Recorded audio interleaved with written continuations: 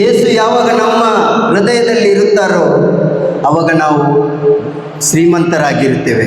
ಯಾವಾಗ ಯೇಸು ನಮ್ಮ ಜೊತೆ ಇರುವುದಿಲ್ಲವೋ ಆವಾಗ ನಾವು ಏನಾಗಿರ್ತೇವೆ? ಬಡವರಾಗಿರ್ತೇವೆ. ನಾವು ಶ್ರೀಮಂತರಾಗಬೇಕಲ್ವ? ಎಲ್ಲರೂ ಶ್ರೀಮಂತರಾಗಬೇಕು. ಎಲ್ಲರೂ ಎಲ್ಲಿರಬೇಕು? ಸ್ವರ್ಗದಲ್ಲಿರಬೇಕು. ಅದಕ್ಕಾಗಿಯೇ ದೇವರು ಯೇಸು ಕ್ರಿಸ್ತರು ಈ ಲೋಕಕ್ಕೆ ಮನುಷ್ಯರಾಗಿ ಬಂದರು. ಯಾಕೆ ಬಂದರು? ನನ್ನನ್ನು, ನಿಮ್ಮನ್ನು, ಪ್ರತಿಯೊಬ್ಬರನ್ನು, ಇಡೀ ಲೋಕದಲ್ಲಿರುವ ಪ್ರತಿಯೊಬ್ಬರನ್ನು ಶ್ರೀಮಂತರನ್ನು ಮಾಡಲು ಯೇಸು ಬಡವರಾದರು. ಯೇಸು ಈ ಲೋಕಕ್ಕೆ ಬಂದು ಬಡವರಾದರು ಪ್ರಿಯರೇ. ಯಾರಿಗಾಗಿ? ನನಗಾಗಿ, ನಿಮಗಾಗಿ, ಒಬ್ಬೊಬ್ಬರಿಗಾಗಿ. ಎಷ್ಟು ಒಳ್ಳೆಯವರಲ್ವ ದೇವರು ನಮ್ಮ ಯೇಸು, ಒಳ್ಳೆಯ ದೇವರು. ಅದಕ್ಕೇ ಅವರು ಸತ್ತು ಪುನರುತ್ಥಾನರಾಗಿ ಸ್ವರ್ಗಕ್ಕೆ ಏರಿ ಹೋದರು. ಯಾಕೆ? ನಮ್ಮನ್ನು ಸ್ವರ್ಗಕ್ಕೆ ಕರ್ಕೊಂಡು ಹೋಗಲು. ಅಂಥ ಒಳ್ಳೆಯ ದೇವರು ನಮ್ಮ ಯೇಸು ಅಲ್ವಾ? ಹಾಗಾದರೆ ಈಗ ನಾವು ಸ್ತೋತ್ರ ಮಾಡಿದ್ದೆವು. ಈಗ ದೇವರ ವಾಕ್ಯ ಹೇಳುತ್ತೆ, ಲೂಕನ ಶುಭ ಸಂದೇಶ 2ನೇ ಅಧ್ಯಾಯ 10ನೇ ವಾಕ್ಯ. ಲೂಕನ ಶುಭ ಸಂದೇಶ 2ನೇ ಅಧ್ಯಾಯ 10ನೇ ವಾಕ್ಯ ಹೇಳುತ್ತೆ, ಭಯಪಡಬೇಡಿ, ಇಗೋ ಜನರೆಲ್ಲರಿಗೂ ಪರಮಾನಂದವನ್ನು ತರುವ ಶುಭ ಸಂದೇಶವನ್ನು ನಿಮಗೆ ತಿಳಿಸುತ್ತೇನೆ. ನೋಡಿ, ಭಯಪಡಬೇಡಿ ನಮ್ಮೊಬ್ಬೊಬ್ಬರಿಗೆ ಹೇಳುವಂಥದ್ದು.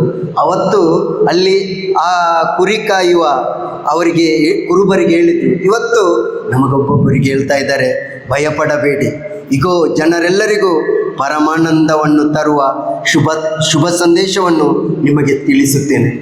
ಶುಭ ಸಂದೇಶ ಅಂದರೆ ದೇವರ ವಾಕ್ಯ ಅಲ್ವಾ? ಶುಭ ಸಂದೇಶ ಅಂದರೆ ಯೇಸುವೆ ಅಲ್ವಾ? ಯೇಸು ಆ ಶುಭ ಸಂದೇಶ ಈ ಲೋಕಕ್ಕೆ ಮನುಷ್ಯರಾಗಿ ಬಂದರು ಪ್ರಿಯರೇ. ಮನುಷ್ಯರಾಗಿ ಬಂದು ಅವರು ತಮ್ಮನ್ನೇ ಸಂಪೂರ್ಣವಾಗಿ ಅವರು ನಮಗಾಗಿ ಬಿಟ್ಟುಕೊಟ್ಟರು.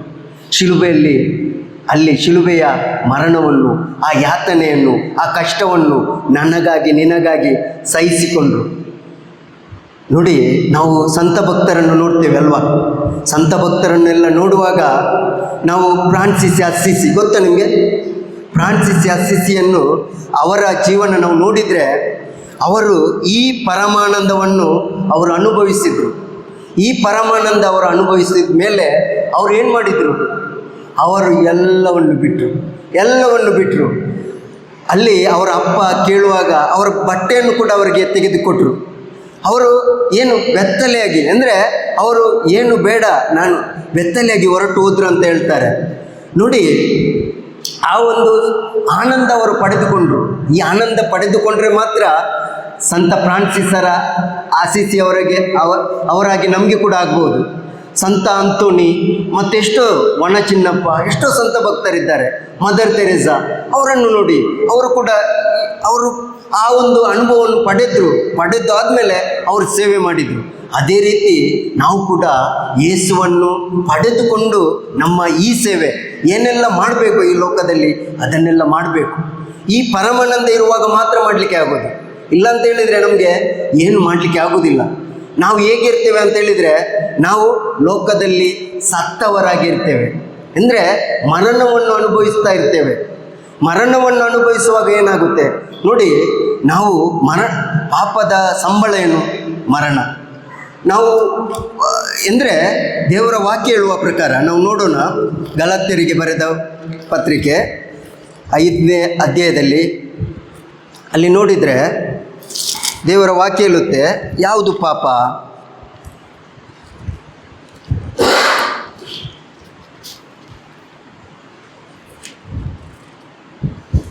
ಹತ್ತೊಂಬತ್ತನೇ ವಾಕ್ಯ 5:19 ಹೇಳುತ್ತೆ, ದೈಹಿಕ ವ್ಯಾಮೋಹದ ದುಷ್ಪರಿಣಾಮಗಳು ತಿಳಿದೇ ಇವೆ. ಆಧಾರ, ಅಶುದ್ಧತೆ, ಕಾಮುಕತನ, ವಿಗ್ರಹಾರಾಧನೆ, ಮಾಟಮಂತ್ರ, ಹಗೆತನ, ಜಗಳ, ಹೊಟ್ಟೆಕಿಚ್ಚು, ಕ್ರೋಧ, ಸ್ವಾರ್ಥಭೇದ, ಪಕ್ಷಪಾತ, ಮತ್ಸರ, ಕುಡಿಕಿತನ, ದುಂದೌತಣ ಇತ್ಯಾದಿಗಳು. ಇದೆಲ್ಲವೂ ಪಾಪ. ಈಗ ನೋಡಿ, ಹಗೆತನ, ಜಗಳ ನಮಗೆ ಗೊತ್ತಲ್ವಾ? ಹೊಟ್ಟೆಕಿಚ್ಚು ಪಡ್ತೇವ ನಾವು? ಪಡ್ತೇವೆ. ಕ್ರೋಧ ಬರುತ್ತೆ.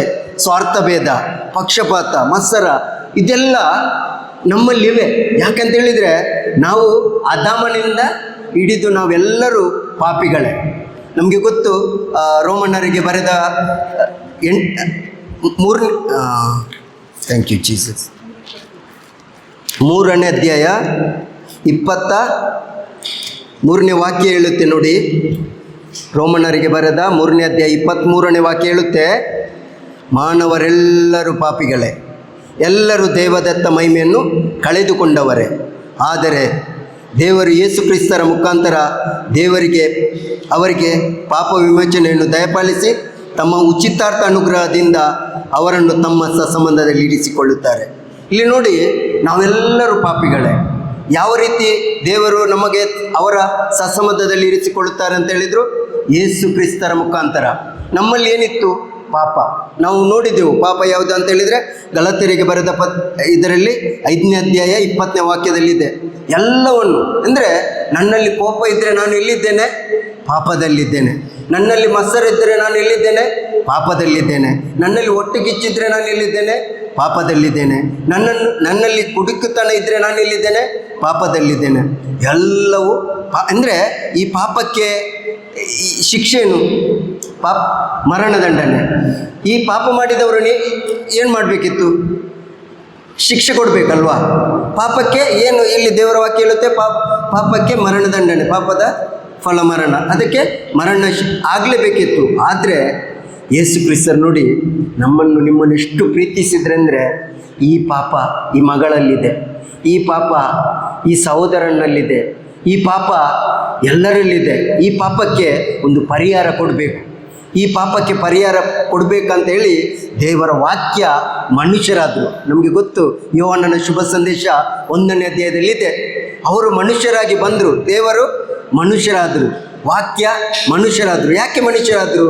ನನ್ನನ್ನು ನಿನ್ನನ್ನು ಬಿಡುಗಡೆಗೊಳಿಸಲಿಕ್ಕೆ, ನನ್ನನ್ನು ನಿನ್ನನ್ನು ಎಲ್ಲಿಡಲಿಕ್ಕೆ? ಸ್ವರ್ಗದಲ್ಲಿ ನಿತ್ಯ ಜೀವವನ್ನು ಕೊಡಲಿಕ್ಕೆ. ನಿತ್ಯ ಜೀವ ಅಂತ ಹೇಳಿದ್ರೇನು? ನಿತ್ಯ ಜೀವ ಅಂತ ಹೇಳಿದ್ರೇನು? ನಿತ್ಯ ಜೀವ ಅಂತ ಹೇಳಿದರೆ ಯೇಸು ಕ್ರಿಸ್ತರನ್ನು ಅರಿತುಕೊಳ್ಳುವುದೇ ನಿತ್ಯ ಜೀವ. ಈಗ ನಾವಿಲ್ಲಿ ಕುಳಿತುಕೊಂಡು ಪಡೆಯುವಂಥದ್ದೇನು? ನಿತ್ಯ ಜೀವ. ಇದನ್ನು ನಾವು ಪ್ರತಿಕ್ಷಣ, ಈ ವಾಕ್ಯ, ದೇವರ ವಾಕ್ಯಕ್ಕೆ ಶಕ್ತಿ ಇದೆ ಪ್ರಿಯರೇ. ಈ ವಾಕ್ಯಕ್ಕೆ ಶಕ್ತಿ ಇದೆ. ಯಾಕಂತ ಹೇಳಿದರೆ ಈ ವಾಕ್ಯ ಮಾತ್ರ ನಮ್ಮನ್ನು ಬಿಡುಗಡೆಗೊಳಿಸುತ್ತೆ. ನಾವೀಗ ಪಾಪಗಳನ್ನು ಕೇಳಿದ್ದೇವಲ್ವ, ಈ ಪಾಪದಿಂದ ಬಿಡುಗಡೆ ಮಾಡಲಿಕ್ಕೆ ಒಂದೇ ಒಂದು ದಾರಿ ಅಂತ ಹೇಳಿದರೆ ಈ ಶುಭ ಸಂದೇಶ. ಈ ಶುಭ ಸಂದೇಶದಿಂದ ಮಾತ್ರ ನಮಗೆ ಬಿಡುಗಡೆ. ನೋಡಿ, ದೇವರ ವಾಕ್ಯ ಯೆರೆಮೀಯ 23:29 ಹೇಳುತ್ತೆ, ನನ್ನ ವಾಕ್ಯ ಬೆಂಕಿಗೆ ಸಮಾನ. ಯೆರೆಮೀಯ 23:29 ಅಲ್ಲಿ ಹೇಳುತ್ತೆ, ನನ್ನ ವಾಕ್ಯ ಬೆಂಕಿಗೆ ಸಮಾನ, ಬಂಡೆಯನ್ನು ಪುಡಿ ಪುಡಿ ಮಾಡುವ ಸುತ್ತಿಗೆಗೆ ಸಮಾನ. ನೋಡಿ, ಈ ವಾಕ್ಯಕ್ಕೆ ಶಕ್ತಿ ಇದೆ. ಈಗ ನಿಮ್ಮಲ್ಲಿ ಕೆಲವರಲ್ಲಿ ಒಂದು ಯೋಚನೆ ಬಂದಿರ್ಬೋದು, ನಾನು ಇಷ್ಟು ಪಾಪ ಮಾಡಿದ್ದೇನೆ, ಈ ಪಾಪದಿಂದ ನನಗೆ ಹೊರಗೆ ಬರಲು ಆಗ್ತಾನೆ ಇಲ್ಲ, ಏನೇನೋ ಎಲ್ಲೆಲ್ಲಿ ಹೋಗಿದ್ದೇವಲ್ವ, ಈ ಒಂದು ಸಮಾಧಾನ, ನನಗೆ ಸಮಾಧಾನ ಬೇಕು, ಆದರೆ ನಾನು ಮಾಡಿದ ಪಾಪವನ್ನು ಮತ್ತೆ ಮತ್ತೆ ಮಾಡ್ತಾ ಇದ್ದೇನೆ ಅಂತೇಳಿ ನಾವು ಎಷ್ಟೋ ಸಲ ಎಲ್ಲೆಲ್ಲೂ ಹೋಗಿದ್ದೇವೆ ಈ ಪಾಪಕ್ಕೆ ಪರಿಹಾರ ಪಡೆದುಕೊಳ್ಳಿಕ್ಕೆ. ಹೌದಲ್ವಾ? ಈ ಪಾಪಕ್ಕೆ ಪರಿಹಾರ. ಆದರೆ ಪಾಪಕ್ಕೆ ಪರಿಹಾರ ಇಲ್ಲೇ ಇದೆ ಪ್ರಿಯರೇ, ನಮ್ಮ ಜೊತೆನೇ ಇದೆ, ನಮ್ಮಲ್ಲೇ ಇದೆ ಆ ಪಾಪಕ್ಕೆ ಪರಿಹಾರ. ನಮಗೆಲ್ಲರಿಗೂ ಗೊತ್ತು, ಯೇಸು ಕ್ರಿಸ್ತರು ಈ ಲೋಕಕ್ಕೆ ಬಂದು, ಲೂಕನ ಶುಭ ಸಂದೇಶ 3ನೇ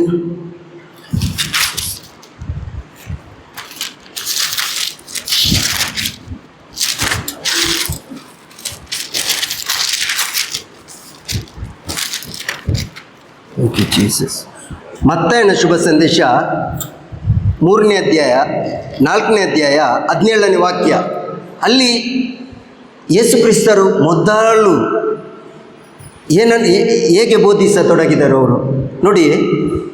ಮತ್ತಾಯನ ಶುಭ ಸಂದೇಶ 4ನೇ ಅಧ್ಯಾಯ 17ನೇ ವಾಕ್ಯ, ಅಂದಿನಿಂದ ಯೇಸು ಪಶ್ಚಾತ್ತಾಪ ಪಟ್ಟು ಪಾಪಕ್ಕೆ ವಿಮುಖರಾಗಿರಿ, ದೇವರಿಗೆ ಅಭಿಮುಖರಾಗಿರಿ, ಸ್ವರ್ಗ ಸಾಮ್ರಾಜ್ಯ ಸಮೀಪಿಸಿತು. ಸ್ವರ್ಗ ಸಾಮ್ರಾಜ್ಯ ಸಮೀಪಿಸಿದೆ. ಸ್ವರ್ಗ ಸಾಮ್ರಾಜ್ಯ ನಿಮ್ಮ ಮಧ್ಯದಲ್ಲಿ ಇದೆ. ಯಾವ ಥರ ಅಂದರೆ, ಯಾವಾಗ ಪಶ್ಚಾತ್ತಾಪ ಪಡಬೇಕಂತೆ. ಯೇಸುವೆ ನಾನು ಪಾಪಿ ಅಂತ ನಾವು ಪಶ್ಚಾತ್ತಾಪ ಪಡಬೇಕು. ಅಲ್ಲಿ ನಾವು ನೋಡ್ತೇವೆ ಪೇತ್ರನ ಮುಂದೆ ಯೇಸು ಕ್ರಿಸ್ತರು ದೊಡ್ಡ ಅದ್ಭುತ ಮಾಡಿದ್ರು ಅಲ್ವಾ. ಮೀನಿನ ಒಂದು ದೊಡ್ಡ ಅದ್ಭುತ ಮಾಡಿದ್ರು, ತುಂಬ ಮೀನು ಸಿಕ್ಕಿತ್ತು. ಆಗ ಪೇತ್ರ ಏನು ಮಾಡಿದ, ನಾನು ಪಾಪಾತ್ಮ, ನನ್ನಿಂದ ದೂರವಿರಿ ಅಂತ ಹೇಳಿದರು. ಅಂದರೆ ಅವನಿಗೆ ಅನುಭವ ಆಯಿತು. ಆದರೆ ನೋಡಿ, ನಮ್ಮ ಜೀವಿತದಲ್ಲಿ ಎಷ್ಟು ಅದ್ಭುತಗಳಾಗಿವೆ, ದೊಡ್ಡ ದೊಡ್ಡ ಅದ್ಭುತಗಳಾಗಿವೆ.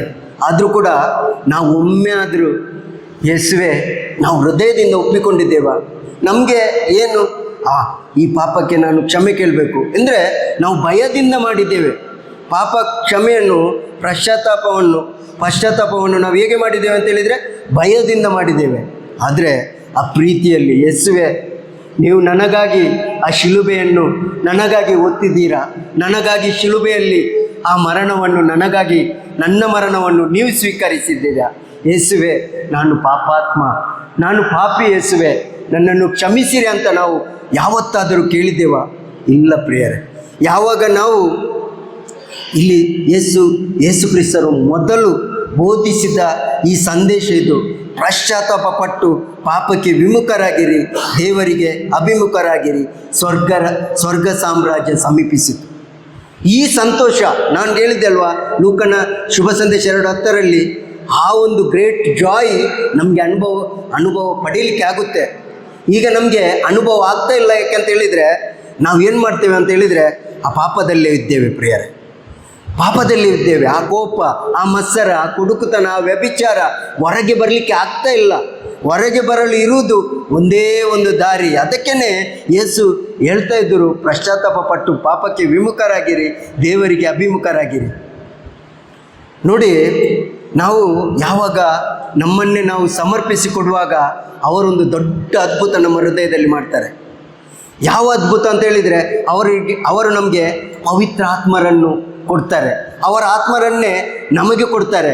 ಆ ಆತ್ಮರು ನಮ್ಮಲ್ಲಿ ಬರುವಾಗ ನಮಗೇನಾಗುತ್ತೆ, ಈ ಪಾಪ ಮಾಡಲು ಆಗುವುದಿಲ್ಲ, ಪಾಪ ಮಾಡಲು ಬಿಡುವುದಿಲ್ಲ, ಈ ಕೋಪ ಮಾಡಲು ಬಿಡುವುದಿಲ್ಲ, ಈ ಒಂದು ಏನೆಲ್ಲ ನಮ್ಮ ಆಲೋಚನೆ, ಕೆಟ್ಟ ಆಲೋಚನೆ ನಮಗೆ ಬರಲಿಕ್ಕೆ ಬಿಡುವುದಿಲ್ಲ. ಬಂದರೂ ಕೂಡ ನಾವು ಆವಾಗಲೇ ಕ್ಷಮೆ ಕೇಳ್ತೇವೆ, ಯೇಸುವೆ ನನ್ನನ್ನು ಕ್ಷಮಿಸಿರಿ ಅಂತ ಕೇಳ್ತೇವೆ. ಈ ಒಂದು ಪಾಪದ ಈ ಕ್ಷಮೆ, ಈ ಒಂದು ಪ್ರೀತಿಯ ಅನುಭವ ನಮ್ಮ ಒಬ್ಬೊಬ್ಬರಿಗೆ ಆಗಬೇಕು. ಒಬ್ಬೊಬ್ಬರಿಗೆ ನಮಗೆ ಯಾವ ಅನುಭವ ಆಗಬೇಕಂತ ಹೇಳಿದರೆ, ಯೇಸು ನನ್ನ ಜೊತೆಗೆ ಇದ್ದಾರೆ, ಇಮ್ಯಾನ್ಯುಯಲ್, ದೇವರು ನನ್ನ ಜೊತೆಗಿದ್ದಾರೆ. ನೋಡಿ, ನಮ್ಮ ವಿಶ್ವಾಸ ಏನು? ನಮ್ಮ ವಿಶ್ವಾಸ ಏನು? ಕ್ರಿಸ್ತಿಯ ವಿಶ್ವಾಸ ಅಂತ ಹೇಳಿದರೆ ಯೇಸು ನನ್ನ ಜೊತೆ ಇದ್ದಾರೆ. ಯೇಸು ನನ್ನ ಜೊತೆ ಇರುವಾಗ ನಮಗೆ ಭಯ ಇರುವುದಿಲ್ಲ, ನಾವು ಈ ಥರ ಭಯ ಪಡುವುದಿಲ್ಲ, ನಾವು ಸಂತೋಷದಿಂದ ಇರುತ್ತೇವೆ.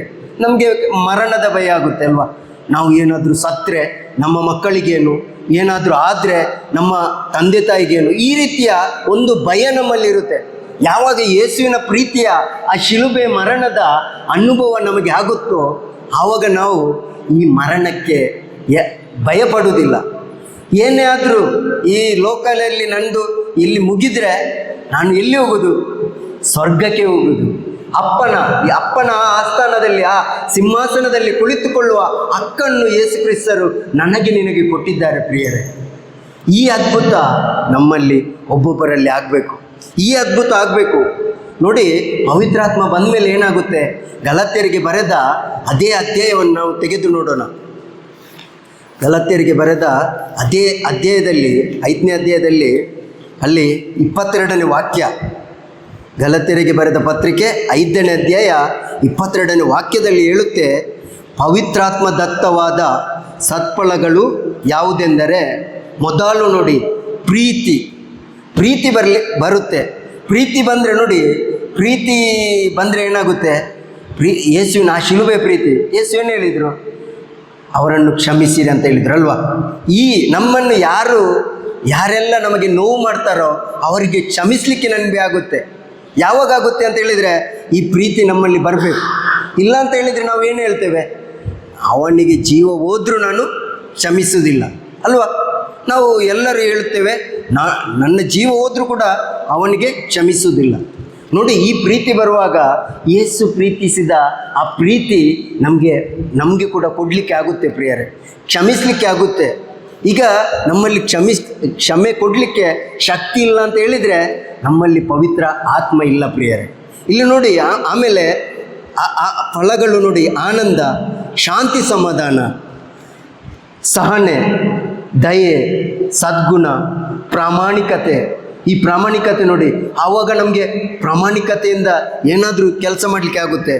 ಸೌಜನ್ಯ, ಸಂಯಮ, ಇಂಥವುಗಳೇ. ಈ ಒಂದು ಆ ಪ್ರೀತಿಯಲ್ಲಿ ನಾವು ತುಂಬಿಕೊಳ್ಬೇಕು. ಯಾರಲ್ಲಿ ಈ ಪ್ರೀತಿ ಇರುವುದಿಲ್ಲವೋ, ಈ ಕ್ಷಮೆ ಕೊಡಲಿಕ್ಕೆ ಆಗದಿದ್ದರೆ ಆ ಪ್ರೀತಿ ನಮ್ಮಲ್ಲಿ ಇಲ್ಲ ಅಂತ ಆಯಿತು. ನೋಡಿ, ರೋಮನ್ನರಿಗೆ ಬರೆದ 8ನೇ ಅಧ್ಯಾಯ 9ನೇ ವಾಕ್ಯ ನೋಡಿ. ರೋಮನ್ನರಿಗೆ ಬರೆದ 8ನೇ ಅಧ್ಯಾಯ, ಈ ವಾಕ್ಯಕ್ಕೆ ತುಂಬ ಶಕ್ತಿ ಇದೆ ಪ್ರಿಯರೇ. ಇಂದು ವಾಕ್ಯವನ್ನು ನೀವು ಧ್ಯಾನಿಸುವಾಗ ನಿಮ್ಮಲ್ಲಿರುವಂಥ ಎಲ್ಲ ಕೆಟ್ಟ ಆಲೋಚನೆಗಳು, ಏನು ದುರಾಲೋಚನೆ ಇದೆ, ಏನೆಲ್ಲ ಇದೆಯೋ ಅದೆಲ್ಲ ತೊಲಗುತ್ತೆ. ನಮಗೆ ಪ್ರೀತಿಸಲಿಕ್ಕೆ ಆಗುತ್ತೆ. ನಮ್ಮ ಕುಟುಂಬದಲ್ಲಿ ನಾವು ಹೇಗಿದ್ದೇವೆ, ಒಂದೊಂದು ಸಂಬಂಧದಲ್ಲಿ ಇಲ್ಲ ಪ್ರಿಯರೇ. ನಮ್ಮ ಮದುವೆ ನೋಡಿ ಆ ಡಿವೋರ್ಸಿಗೆ ಹೋಗುತ್ತೆ. ಯಾಕೆ ಹೋಗುತ್ತೆ ಅಂತ ಹೇಳಿದರೆ ಈ ಪ್ರೀತಿ ಇಲ್ಲ ನಮ್ಮ ಹತ್ರ. ನೋಡಿ, 8ನೇ ಅಧ್ಯಾಯ ರೋಮನ್ನರಿಗೆ ಬರೆದ 9ನೇ ವಾಕ್ಯ, ನಿಮ್ಮಲ್ಲಿ ನಿಜವಾಗಿಯೂ ದೇವರ ಆತ್ಮವು ನೆಲೆಸಿದ್ದರೆ ನೀವು ಶರೀರ ಸ್ವಭಾವಕ್ಕೆ ಅನುಸಾರವಾಗಿ ಜೀವಿಸದೆ ಪವಿತ್ರಾತ್ಮವರ ಚಿತ್ತಕ್ಕೆ ಅನುಸಾರವಾಗಿ ಜೀವಿಸುತ್ತೀರಿ. ಯಾರಲ್ಲಿ ಕ್ರಿಸ್ತ ಯೇಸುವಿನ ಆತ್ಮ ಇಲ್ಲವೋ ಅಂಥವನು ಕ್ರಿಸ್ತ ಯೇಸುವಿಗೆ ಸೇರಿದವನಲ್ಲ. ನೋಡಿ, ಇಲ್ಲಿ ಏನು ಹೇಳುತ್ತೆ ದೇವರ ವಾಕ್ಯ ನೋಡಿ, ಗಮನಿಸಿ.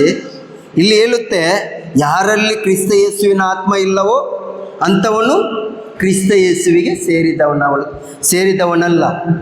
ದೇವರ ವಾಕ್ಯ ಹೇಳುವಂಥದ್ದು, ನಾನು ಹೇಳುವಂಥದ್ದಲ್ಲ. ಇಲ್ಲಿ ಪವಿತ್ರ ಪುಸ್ತಕದಲ್ಲಿ ಬರೆದ ವಾಕ್ಯ, ಯೇಸು ಕ್ರಿಸ್ತರು ಹೇಳಿದ ಮಾತಿದು, ಪವಿತ್ರಾತ್ಮರು ಹೇಳಿದ ಮಾತು. ಯಾರಲ್ಲಿ ಕ್ರಿಸ್ತ ಯೇಸುವಿನ ಆತ್ಮ ಇಲ್ಲವೋ ಅಂಥವನು ಕ್ರಿಸ್ತ ಯೇಸುವಿಗೆ ಸೇರಿದವನಲ್ಲ. ಈಗ ನೋಡಿ, ಕ್ರಿಸ್ತ ಯೇಸುವಿನ ಆತ್ಮ ಇದ್ದರೆ ಏನಾಗುತ್ತೆ, ಎಲ್ಲರಿಗೂ ಕ್ಷಮೆ ಕೊಡಲಿಕ್ಕೆ ಆಗುತ್ತೆ. ಯಾವ ರೀತಿ ಯೇಸು ಕ್ರಿಸ್ತರನ್ನು ನೋಡಿ ಯಾವ ರೀತಿ ಜೀವಿಸಿದರು. ಅವರಿಗೆ ಶಿಲುಬೆ ಮರಣ ಕೊಡುವಾಗಲೂ ಯಾರನ್ನು ಕೂಡ ಅವರು ಮಾತನಾಡಲಿಲ್ಲ, ಯಾರನ್ನು ಕೂಡ ದೂಷಿಸಲಿಲ್ಲ ಅಲ್ವಾ. ಅದೇ ಆತ್ಮ ನಮ್ಮ ಒಳಗಡೆ ಬರುವಾಗ ಅದೇ ರೀತಿ ಆಗುತ್ತೆ ಪ್ರಿಯರೇ. ಕುಟುಂಬದಲ್ಲಿದ್ದ ಯಾರಿಗೂ ದೂಷಣೆ ಮಾಡಲಿಕ್ಕೆ ಆಗೋದಿಲ್ಲ.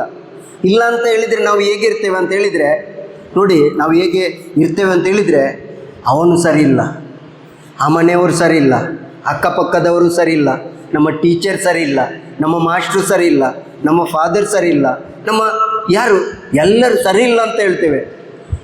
ಯಾವಾಗ ಕ್ರಿಸ್ತ ಆತ್ಮನ ಇಲ್ಲದಿದ್ದರೆ, ಯಾವಾಗ ಕ್ರಿಸ್ತನ ಆತ್ಮ, ಆ ಪವಿತ್ರಾತ್ಮನ ಅಭಿಷೇಕದಲ್ಲಿ ನಾವು ತುಂಬಿಕೊಳ್ತೇವೋ ಆಗ ಯೇಸು ಕ್ರಿಸ್ತರು ಯಾವ ರೀತಿ ಕ್ಷಮಿಸಿದ್ರೋ ಅದೇ ರೀತಿ ಕ್ಷಮಿಸಲಿಕ್ಕೆ ಆಗುತ್ತೆ. ನಿಮಗೆ ಸಂತ ಲಾರೆನ್ಸ್ ಸರ್ ಗೊತ್ತಾ? ಸಂತ ಲಾರೆನ್ಸ್ ಸರನ್ನು ಯಾವ ರೀತಿಯಲ್ಲಿ ಅವರನ್ನು ಕೊಲ್ಲುವಾಗ ಆ ಎಣ್ಣೆಯಲ್ಲಿ ಆ ಒಂದು ಫ್ರೈ ಮಾಡಿದ್ರಂತೆ. ಆಗ ಮುಗುಳ್ನಕ್ಕು ಸಂತ ಲಾರೆನ್ಸ್ ಸರ್ ಹೇಳುವಂಥ ಮಾತು, ಒಂದು ಸೈಡ್ ಫ್ರೈ ಆಗಿದೆ, ಇನ್ನೊಂದು ಸೈಡ್ ತಿರುಗಿಸಿ ಹಾಕಿ ಅಂತ ಹೇಳ್ತಾ ಇದ್ದಾರೆ. ಅಂದರೆ ಈ ಪ್ರೀತಿ ಯಾವ ಪ್ರೀತಿ? ಶಿಲುಬೆಯ ಪ್ರೀತಿ. ಇಂದು ನನಗೂ ನಿನಗೂ ಈ ಪ್ರೀತಿ ಅನುಭವ ಆದರೆ ನಾವು ಕೂಡ ಪ್ರಿಯರೇ ಈ ಒಂದು ಈ ದೇಹಕ್ಕೆ ಸುಖ ಕೊಡುವಂಥದ್ದು ನಾವು ಏನನ್ನು ಕೂಡ ಆಶೆ ಮಾಡೋದಿಲ್ಲ. ಯಾಕೆಂತ ಹೇಳಿದರೆ ನಮಗೊಂದು ಸ್ವರ್ಗ ಇದೆ, ಆ ಒಂದು ನಿರೀಕ್ಷೆಯಲ್ಲಿ ಇರ್ತೇವೆ. ಯೇಸು ನನಗಾಗಿ ಬರ್ತಾರೆ, ಯೇಸು ನನ್ನನ್ನು ಕರ್ಕೊಂಡು ಹೋಗ್ತಾರೆ. ಈ ಒಂದು ನಿರೀಕ್ಷೆಯಲ್ಲಿ ನಾವು ಜೀವಿಸ್ತೇವೆ. ನಮಗೆ ನಿರೀಕ್ಷೆ ಇಲ್ಲದಿದ್ದರೆ ನೋಡಿ, ಈ ಯೇಸುವಿನ ಆತ್ಮ ಇಲ್ಲದಿದ್ದರೆ ನಮಗೆ ನಿರೀಕ್ಷೆ ಇರುವುದಿಲ್ಲ. ಯೇಸು ಮತ್ತೆ ಬರ್ತಾರೆ ಎಂಬ ನಿರೀಕ್ಷೆ ಇರುವುದಿಲ್ಲ. ನಮಗಾಗಿ ಒಂದು ದೊಡ್ಡ ಮನೆಯನ್ನು ಯೇಸು ರೆಡಿ ಮಾಡಿದ್ದಾರೆ, ಅದೆಲ್ಲ ನಮಗೆ ಗೊತ್ತಾಗೋದಿಲ್ಲ.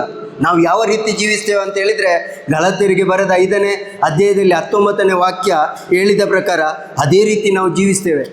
ಯಾವಾಗ ಈ ಆತ್ಮನಿಂದ ತುಂಬಿ ಆತ್ಮನಲ್ಲಿ ಬಲಗೊಳ್ಳುವಾಗ, ಈ ವಾಕ್ಯವನ್ನು ಕೇಳಿ ಕೇಳಿ ಕೇಳಿ ಪ್ರತಿಯೊಂದು ದಿವಸ, ಆಗ ನಮ್ಮಲ್ಲಿ ಈ ಪವಿತ್ರಾತ್ಮನ ಶಕ್ತಿ, ಪವಿತ್ರಾತ್ಮನ ಫಲಗಳು ನಮ್ಮಲ್ಲಿ ಚಲಿಸ್ತವೆ. ನೋಡಿ, ನೀವು ಲೂಕನ ಶುಭ ಸಂದೇಶ 13ನೇ ಅಧ್ಯಾಯ, ಲೂಕ್ ಚಾಪ್ಟರ್ 13 13ನೇ ಅಧ್ಯಾಯದಲ್ಲಿ ನೋಡಿ, ಒಂದು ಸುಂದರವಾದ ಒಂದು ಸಾಮರ್ಥ್ಯ ಯೇಸು ಕ್ರಿಸ್ತರು ಹೇಳ್ತಾರೆ. ಅಲ್ಲಿ ನೋಡಿ 13ನೇ ಅಧ್ಯಾಯ 6ನೇ ವಾಕ್ಯದಲ್ಲಿ ಈ ಸಾಮರ್ಥ್ಯದಲ್ಲಿ ನೋಡಿ, ಅನಂತರ ಯೇಸು ಸ್ವಾಮಿ ಈ ಸಾಮರ್ಥ್ಯನ್ನು ಹೇಳಿದರು. 13ನೇ ಅಧ್ಯಾಯ 6ನೇ ವಾಕ್ಯ. ಒಬ್ಬನು ತನ್ನ ದ್ರಾಕ್ಷ ತೋಟದಲ್ಲಿ ಒಂದು ಅಂಜೂರದ ಮರವನ್ನು ನೆಡೆಸಿದ್ದ. ಒಮ್ಮೆ ಅವನು ಬಂದು ಅದರಲ್ಲಿ ಹಣ್ಣನ್ನು ಹುಡುಕಲು ಒಂದೂ ಕಾಣಿಸಲಿಲ್ಲ. ತೋಟಗಾರನನ್ನು ಕರೆದು, ನೋಡು, 3 ವರುಷಗಳಿಂದ ಈ ಮರದಲ್ಲಿ ಹಣ್ಣನ್ನು ಹುಡುಕುತ್ತಾ ಇದ್ದೇನೆ, ಒಂದಾದರೂ ಕಂಡುಬರಲಿಲ್ಲ. ಇನ್ನು ಇದನ್ನು ಕಡಿದು ಹಾಕು, ಭೂಮಿಗೆ ಭಾರವಾಗಿ ಅದರ ಸಾರವನ್ನು ಇದೇಕೆ ವ್ಯರ್ಥ ಮಾಡಬೇಕು ಎಂದು ಹೇಳಿದ. ಅದಕ್ಕೆ ತೋಟಗಾರನು, ಸ್ವಾಮಿ, ಈ 1 ವರ್ಷ ಇದು ಹಾಗೆಯೇ ಇರಲಿ ಬಿಡಿ. ಅಷ್ಟರಲ್ಲಿ ಸುತ್ತಲೂ ಪಾತಿ ತೆಗೆದು ಗೊಬ್ಬರ ಹಾಕುತ್ತೇನೆ. ಮುಂದಿನ ವರ್ಷ ಹಣ್ಣು ಬಿಟ್ಟರೆ ಸರಿ, ಇಲ್ಲದಿದ್ದರೆ ಕಡಿದು ಹಾಕೋಣ. ನೋಡಿ ಪ್ರಿಯರೇ, ಇಲ್ಲಿ ಈ ತೋಟಗಾರನು ಯೇಸು ಸ್ವಾಮಿಯಾಗಿದ್ದಾರೆ ಪ್ರಿಯರೇ. ಇಂದು ನನಗಾಗಿ, ನಿನಗಾಗಿ, ದೇವರ ಮಕ್ಕಳಿಗಾಗಿ ಅಲ್ಲಿ ಸ್ವರ್ಗದಲ್ಲಿ ಪಿತನ ಬಲಪಾರ್ಶ್ವದಲ್ಲಿದ್ದು ಇಂದು ನನಗಾಗಿ ಮಧ್ಯಸ್ಥಿಕೆ, ನಿಮಗಾಗಿ ಮಧ್ಯಸ್ಥಿಕೆಯನ್ನು ಮಾಡ್ತಾ ಇದ್ದಾರೆ. ಯಾವ ರೀತಿ? ಈ ನನ್ನ ಮಗ ಈ ಪಾಪ ಮಾಡುವಾಗ, ಪಾಪಕ್ಕೆ ಆ ಒಂದು ಹೋಗುವಾಗ ಅಲ್ಲಿ ಪ್ರಾರ್ಥನೆ ನಡೆಯುತ್ತೆ. ನನಗಾಗಿ, ನಿನಗಾಗಿ, ಇವನು ನನಗೆ ಬೇಕು, ಇದು ನಿಮಗೆ, ಈ ಸ್ವರ್ಗ ಸಾಮ್ರಾಜ್ಯಕ್ಕೆ ಇವನು ಅರ್ಹನು ಅಂತ ಹೇಳಿ ಅಲ್ಲಿ ಪ್ರಾರ್ಥನೆ ನಡೆಯುತ್ತೆ ಪ್ರಿಯರೇ, ಪ್ರಾರ್ಥನೆ ನಡೆಯುತ್ತೆ. ನೋಡಿ, ಒಂದು ಸುಂದರವಾದ ದ್ರಾಕ್ಷ ತೋಟ ನೀವು ನೋಡಿದ್ದೀರಲ್ವಾ? ವಿಡಿಯೋ ಎಲ್ಲ ಅದರಲ್ಲಿ ಬರುತ್ತೆ. ಆ ದ್ರಾಕ್ಷ ತೋಟದಲ್ಲಿ ಒಂದೇ ಒಂದು ಅಂಜೂರದ ಮರ. ಅದು ಯಾರು? ನಾನು ಮತ್ತು ನೀವು ಪ್ರಿಯರೇ. ಇಂದು ನನ್ನನ್ನು ನಿನ್ನನ್ನು ಅಷ್ಟಾಗಿ ಪ್ರೀತಿಸ್ತಾರೆ. ನನ್ನಿಂದ ನಿನ್ನಿಂದ ಏನನ್ನು ಆಸೆ ಮಾಡ್ತಾರೆ? ಫಲವನ್ನು ಆಸೆ ಮಾಡ್ತಾರೆ. ಯಾವ ಫಲ? ಪ್ರೀತಿ. ಅದೇ ಪವಿತ್ರಾತ್ಮರ ಫಲವನ್ನು ಯೇಸು ಕ್ರಿಸ್ತರು ಅವರ ಆಸೆ ನಾವೆಲ್ಲರೂ ಸ್ವರ್ಗದಲ್ಲಿರಬೇಕು. ಸ್ವರ್ಗದಲ್ಲಿರುವುದು ಅಂತ ಹೇಳಿದರೆ ಈ ಫಲಗಳಿಂದ ತುಂಬಿ ನಾವು ಇರೋದು. ಈ ಒಂದು ಗಲಾತ್ಯರಿಗೆ ಬರೆದ ಪತ್ರಿಕೆಯಲ್ಲಿರುವ ಫಲಗಳಿಂದ ನಾವು ತುಂಬಿ ಇರೋದು ಪ್ರಿಯರೇ. ಖಂಡಿತವಾಗಿಯೂ ದೇವರಿಗೆ ಸ್ತೋತ್ರ. ಯಾಕೆಂತ ಹೇಳಿದರೆ ನೋಡಿ, ಇಲ್ಲಿ ಈ ಒಂದು ಸ್ಥಳದಲ್ಲಿ ದೇವರು ದೊಡ್ಡ ಯೋಜನೆ ಇಟ್ಟಿದ್ದಾರೆ. ಇಲ್ಲಿ ಏನನ್ನು ಬಿತ್ತನೆ ಮಾಡ್ತಾ ಇದ್ದಾರೆ ಅಂತ ಹೇಳಿದರೆ ದೇವರ ವಾಕ್ಯ ಇಲ್ಲಿ ಬಿತ್ತನೆ ಆಗ್ತಾ ಇದೆ. ಖಂಡಿತವಾಗಿಯೂ ಇಲ್ಲಿ ಫಲ ಕೊಡುತ್ತೆ. ಇಲ್ಲಿ ಏನು ಬಿತ್ತಲ್ಪಟ್ಟಿದೆಯೋ ವಾಕ್ಯಗಳು ಖಂಡಿತವಾಗಿಯೂ ನೋಡಿ, ಯೆಶಾಯನ ಶುಭ ಸಂದೇಶದಲ್ಲಿ 55ನೇ ಅಧ್ಯಾಯ 11ನೇ ವಾಕ್ಯ ಹೇಳುತ್ತೆ, ಅಂತೆಯೇ ನನ್ನ ಬಾಯಿಂದ ಹೊರಡುವ ಮಾತು ನನ್ನ ಇಷ್ಟಾರ್ಥವನ್ನು ನೆರವೇರಿಸದ ಹೊರತು, ನನ್ನ ಉದ್ದೇಶವನ್ನು ಕೈಗೂಡಿಸದ ಹೊರತು ನನ್ನ ಬಳಿಗೆ ವ್ಯರ್ಥವಾಗಿ ಹಿಂದಿರುಗದು. ನೋಡಿ, ಈ ವ್ಯರ್ಥವಾಗಿ ಹಿಂದಿರುಗುವುದಿಲ್ಲ. ಇವತ್ತು ಖಂಡಿತವಾಗಿ ನಿಮಗೆ ಈ ವಾಕ್ಯ ನಿಮ್ಮಲ್ಲಿ ಬಿದ್ದಿದೆ. ನೀವು ಅದನ್ನು ಯೇಸು ನನ್ನ ಜೊತೆ ಇದ್ದಾರಂತ ನೀವು ಈ ಒಂದು ಬೀಜವನ್ನು ಯಾವ ರೀತಿ ಅದಕ್ಕೆ ನೀವು ನೋಡಿ, ನೀವು ಕೃಷಿಯೆಲ್ಲ ಮಾಡ್ತೀರಲ್ವ, ಅದಕ್ಕೆ ನೀವು ಬೀಜ ಬಿತ್ತಿದ ಮೇಲೆ ಏನಾಗ್ತೀರ? ಅದಕ್ಕೆ ನೀರು ಹಾಕ್ತೀರಾ, ಅದಕ್ಕೆ ಏನೆಲ್ಲ ಬೇಕು ಅದನ್ನು ಎಲ್ಲ ಹಾಕ್ತೀರಲ್ವ. ಅದೇ ರೀತಿ ನೀವು ಇಂದಿನಿಂದ ಈ ವಾಕ್ಯವನ್ನು ಕೇಳಿದ್ದೀರಾ. ಆ ವಾಕ್ಯ ಅದಕ್ಕೆ ಏನೆಲ್ಲ ಬೇಕು ವಾಕ್ಯವನ್ನು ತುಂಬಿಸ್ತಾ ಇರಿ. ಇದು ನೀರಾಗಿದೆ. ಈ ವಾಕ್ಯ ನೀರು. ಈ ನೀರನ್ನು ತುಂಬಿಸುವಾಗ ನಿಮ್ಮಲ್ಲಿ ಆ ಒಂದು ಫಲಗಳು ಬರುತ್ತೆ, ಆ ಪವಿತ್ರಾತ್ಮನ ಫಲಗಳು ಬರುತ್ತೆ. ಆಗ ನೀವು ಯಾರಾಗಿ ಆಗ್ತೀರಾ ಹೇಳಿ? ಯಾರಾಗಿ ಆಗ್ತೀರಾ? ನೀವು ಯೇಸು ಹಾಗೇ ಆಗ್ತೀರಾ. ಯೇಸುವೇ ನೀವು ಆಗ್ತೀರಾ. ಎಲ್ಲರೂ ಪ್ರತಿಯೊಬ್ಬರು ಯೇಸು ಆಗ್ತಾರೆ. ಆಗ ಅಪ್ಪ ಅಲ್ಲಿ ನೋಡ್ಕೊಂಡು ಹೇಳ್ತಾರೆ, ಓ ಯೇಸು ಬಾ ನನ್ನಲ್ಲಿಗೆ, ಯೇಸು ಬಾ. ಈ ರೀತಿ ಒಬ್ಬೊಬ್ಬರ ಹೆಸರು ಹಿಡಿದು ಅವರು ಕರೀತಾರೆ. ನಮ್ಮಲ್ಲಿ ನಮ್ಮ ಹೊರಗಿನ ಏನು, ನಾನು ಒಳ್ಳೆಯನಿದ್ದೇನೆ, ಎಲ್ಲವನ್ನು ಮಾಡ್ತೇನೆ ಅಂತ ಹೇಳಿದರೆ, ಎಲ್ಲ ಪ್ರಾರ್ಥನೆ ಮಾಡ್ತೀರಾ ಅಂತ ಹೇಳಿದರೆ ಯೇಸು ಕರೆಯೋದಿಲ್ಲ. ಅಪ್ಪ ಕರೆಯೋದಿಲ್ಲ. ಅಪ್ಪ ನೋಡೋದೇನು? ಇವನಲ್ಲಿ ಯೇಸು ಇದ್ದಾರೆ, ಅವನನ್ನು ಸ್ವರ್ಗಕ್ಕೆ ತೆಗೆದುಕೊಳ್ತಾರೆ. ನೋಡಿ, ನನ್ನ ಇಷ್ಟಾರ್ಥವನ್ನು, ನನ್ನ ಉದ್ದೇಶ ಅಂತ ಹೇಳಿದರು.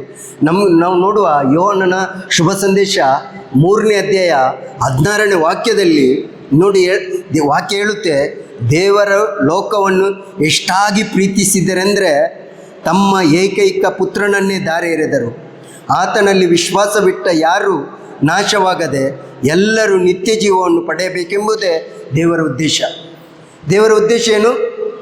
ಇಲ್ಲಿ 55ನೇ ಅಧ್ಯಾಯದಲ್ಲಿ ಹೇಳಿದರು, ನನ್ನ ಬಾಯಿಂದ ಹೊರಡುವ ಮಾತು ನನ್ನ ಇಷ್ಟಾರ್ಥವನ್ನು ನೆರವೇರಿಸದ ಹೊರತು, ನನ್ನ ಉದ್ದೇಶವನ್ನು ಕೈಗೂಡಿಸದ ಹೊರತು ನನ್ನ ಬಳಿಗೆ ವ್ಯರ್ಥವಾಗಿ ಹಿಂದಿರುಗುವುದಿಲ್ಲ. ಯೋಹನ್ನನ ಶುಭ ಸಂದೇಶದಲ್ಲಿ ದೇವರ ವಾಕ್ಯ ಹೇಳುತ್ತೆ, 3ನೇ ಅಧ್ಯಾಯ 16ನೇ ವಾಕ್ಯ ಹೇಳುತ್ತೆ, ದೇವರು ಲೋಕವನ್ನು ಎಷ್ಟಾಗಿ ಪ್ರೀತಿಸಿದ್ದಾರೆ ಅಂದರೆ, ಲೋಕ ಅಂದರೆ ಯಾರು ಪ್ರಿಯರೇ? ನಾನು ಮತ್ತು ನೀವು. ದೇವರು ನನ್ನನ್ನು ಎಷ್ಟಾಗಿ ಪ್ರೀತಿಸಿದ್ದಾರೆ ಅಂದರೆ ತಮ್ಮ ಏಕೈಕ ಪುತ್ರನನ್ನೇ ದಾರಿ ಎರೆದರು. ಆತನಲ್ಲಿ ವಿಶ್ವಾಸವಿಟ್ಟ ಯಾರೂ ನಾಶವಾಗದೆ ಎಲ್ಲರೂ ನಿತ್ಯ ಜೀವವನ್ನು ಪಡೆಯಬೇಕು. ಎಲ್ಲರೂ ಎಲ್ಲಿರಬೇಕು? ಸ್ವರ್ಗದಲ್ಲಿರಬೇಕು.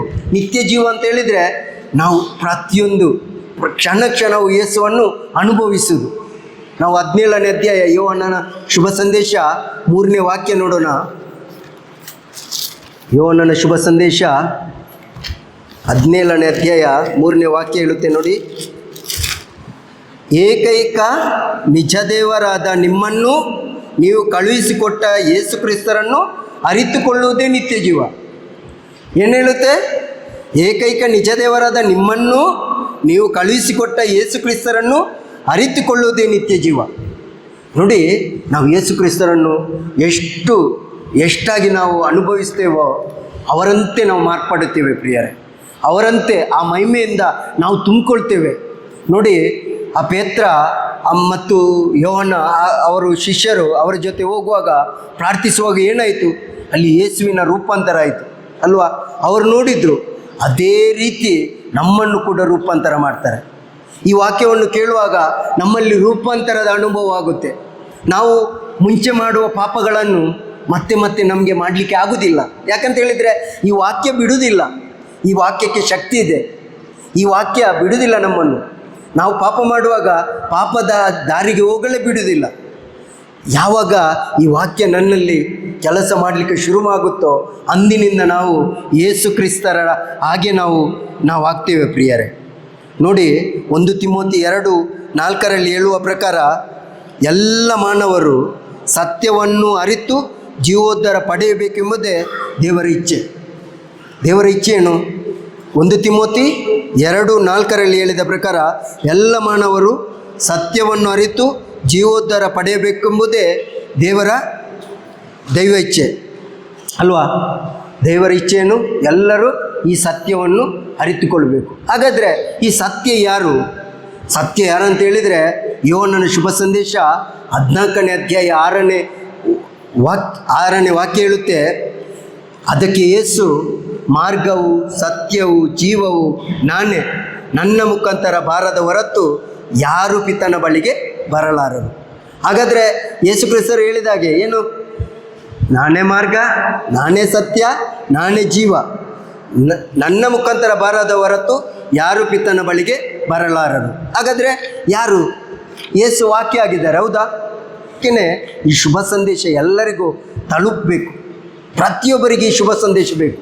ಎಲ್ಲರಿಗೂ, ಎಲ್ಲ ಪಾಪಿಗಳಿಗೆ ಬೇಕು ಈ ಶುಭ ಸಂದೇಶ. ಈ ಪಾಪ, ನಮ್ಮಲ್ಲಿದ್ದ ಪಾಪ ಹೋಗಬೇಕಾದ್ರೆ ನೋಡಿ, ನಮ್ಮಲ್ಲಿ ಒಂದು ರೋಗ ಬರುತ್ತೆ, ಪಾಪದಿಂದ ಒಂದು ರೋಗ ಬರುತ್ತೆ. ಈ ಪಾಪದಿಂದ ರೋಗ ಬಂದರೆ ಅದಕ್ಕೆ ಹೋಗಬೇಕಾದ್ರೆ ಏನು ಬೇಕು? ಯಾವ ಮದ್ದು ಮಾಡಿದ್ರೂ ಹೋಗೋದಿಲ್ಲ. ಅದಕ್ಕೇನು ಬೇಕು? ಶುಭ ಸಂದೇಶ ಬೇಕು, ವಾಕ್ಯ ಬೇಕು. ಯಾಕಂತೇಳಿದರೆ ಈ ವಾಕ್ಯಕ್ಕೆ ಶಕ್ತಿ ಇದೆ.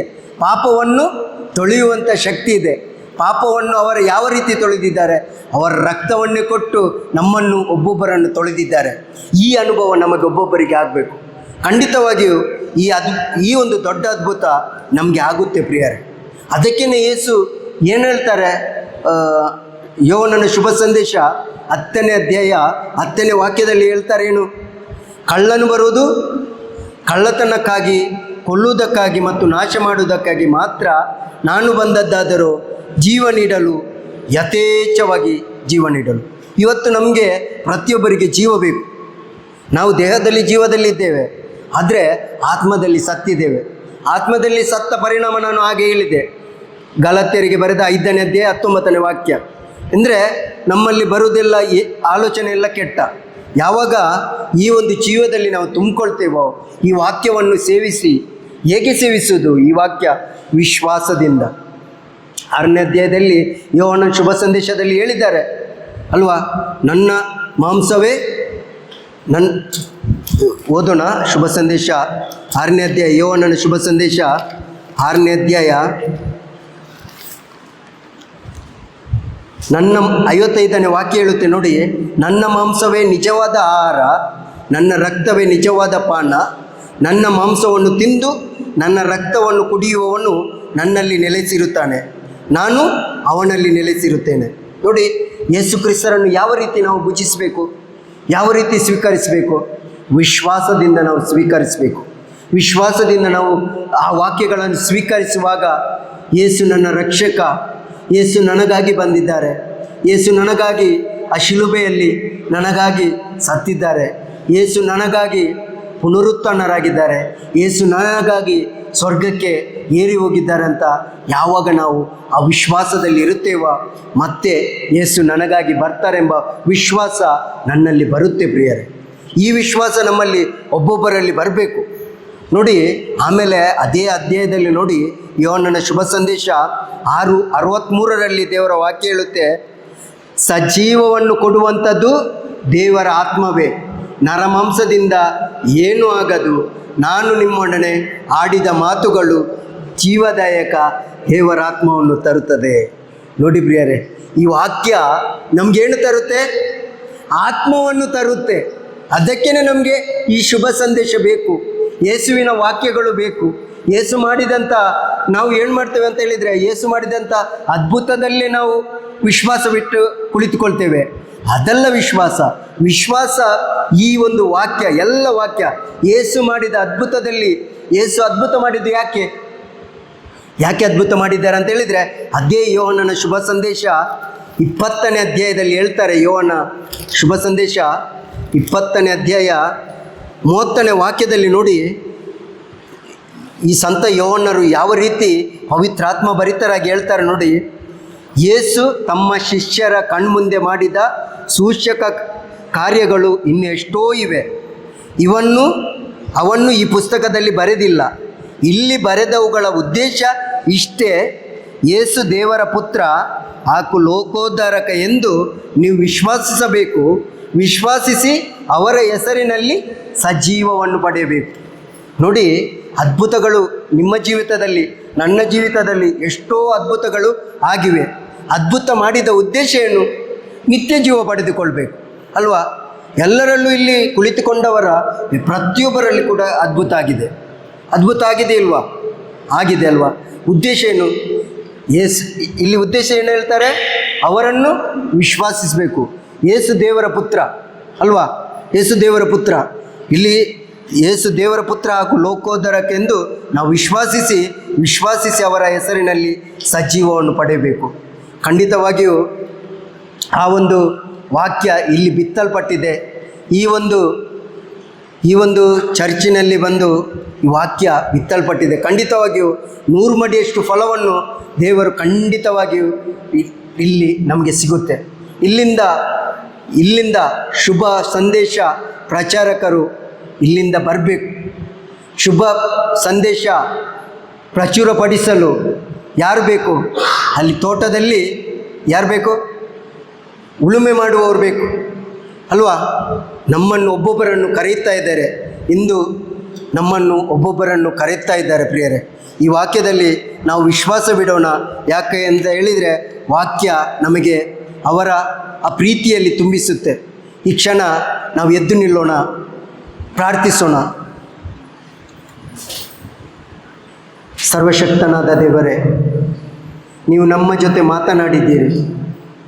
ಒಂದೊಂದು ವಾಕ್ಯದ ಜೊತೆ ನೀವು ಮಾತನಾಡಿದ್ದೀರಿ. ಅಂದು 2000 ವರ್ಷಗಳ ಹಿಂದೆ ಈ ಲೋಕಕ್ಕಾಗಿ ಮನುಷ್ಯರಾಗಿ ಬಂದು ಶಿಷ್ಯರೊಡನೆ ಯಾವ ರೀತಿ ನಿಮ್ಮ ಆ ವಾಕ್ಯದಲ್ಲಿ ನೀವು ಮಾತನಾಡಿದ್ದೀರೋ, ಅದೇ ವಾಕ್ಯವನ್ನು ಇಂದು ನೀವು ನಮ್ಮ ಜೊತೆ ಮಾತನಾಡಿದ್ದೀರಪ್ಪ. ಅಪ್ಪ, ನಾವು ಕೂಡ ನಿಮ್ಮಂತೆ ಆಗಬೇಕಪ್ಪ.